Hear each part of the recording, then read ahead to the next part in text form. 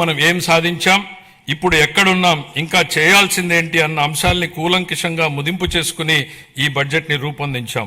అటు ఉత్తరాంధ్ర నుంచి ఇటు రాయలసీమ వరకు ప్రజల జీవితాల్లో గొప్ప మార్పు తేవడం ఈ బడ్జెట్ ఉద్దేశం.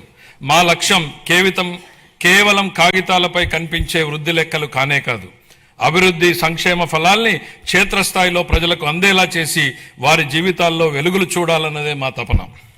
విధ్వంసం నుంచి వికాసం దాకా 24 జూన్ నుండి ఇప్పటిదాకా సాగిన అభివృద్ధి ప్రయాణం నిజంగా అద్భుతం.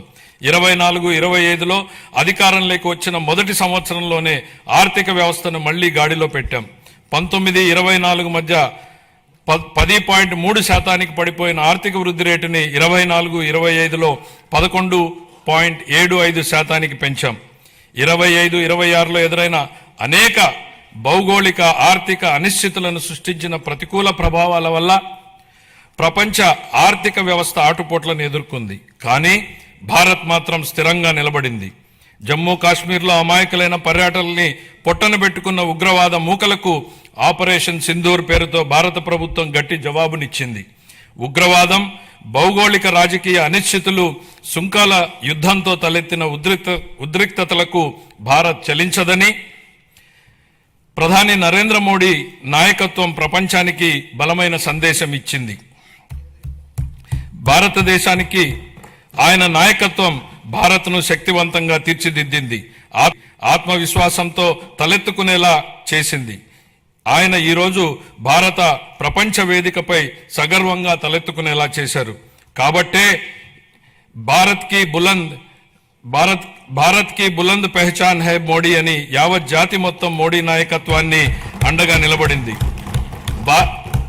భారత్ ఎట్టి పరిస్థితుల్లోనూ ప్రజల ప్రయోజనాల విషయంలో రాజీ పడబోదని ప్రపంచానికి అర్థమైంది.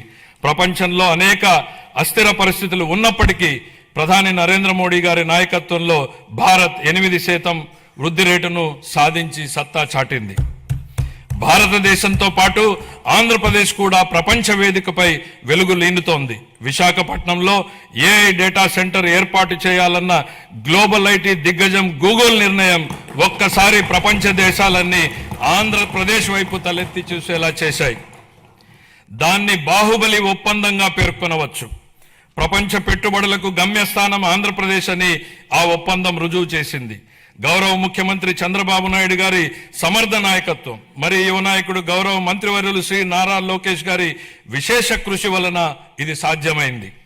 ఇంతేకాదు, రాష్ట్రంలో పెట్టుబడులు వస్తున్నాయి, ప్రభుత్వంపై నమ్మకం పెరిగింది అంటే అది గౌరవ ముఖ్యమంత్రి గారి దార్శనికత పాలన మరియు గౌరవ ఉప ముఖ్యమంత్రి శ్రీ పవన్ కళ్యాణ్ గారి విశ్వసనీయ భాగస్వామ్యం వల్లనే సాధ్యమైంది.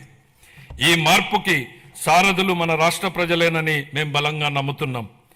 2024 జూన్లో రాష్ట్ర ప్రజలు ఎన్డీఏకి కనీ విని ఎరుగని రీతిలో ఘన విజయం కట్టబెట్టినప్పుడే ఈ మార్పు మొదలైంది. ప్రజలు మాకు వేసిన ప్రతి ఓటు వెనుక వారి ఉద్దేశం బలంగా స్పష్టమైంది.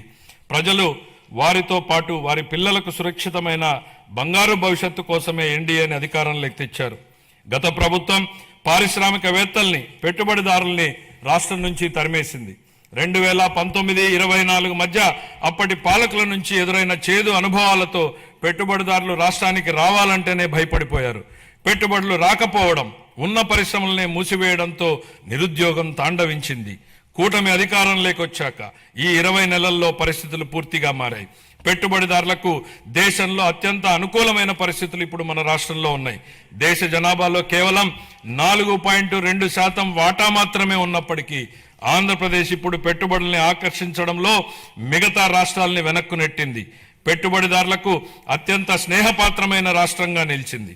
బ్యాంక్ ఆఫ్ బరోడా నివేదిక ప్రకారం 2025-26 ఆర్థిక సంవత్సరంలో ప్రతిపాదిత పెట్టుబడుల్లో 25% ఆంధ్రప్రదేశ్కు రావడమే దీనికి నిదర్శనం.